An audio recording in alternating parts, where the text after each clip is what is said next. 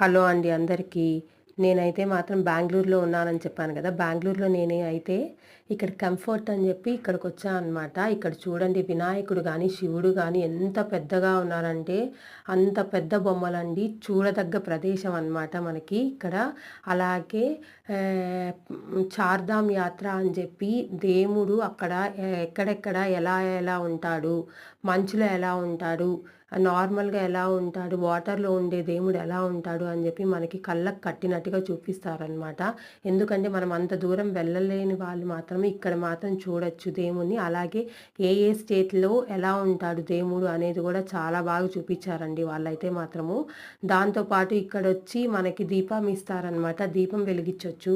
మనం దేవుడికి అభిషేకం కూడా చేయొచ్చనమాట. కాకపోతే అభిషేకం చేసేది వాళ్ళ ఫోటోస్ అవి తీయనీయలేదండి. చూడదగ్గ ప్రదేశము. కన్ఫామ్‌గా అందరూ వచ్చి విజిట్ చేయండి. Thank you.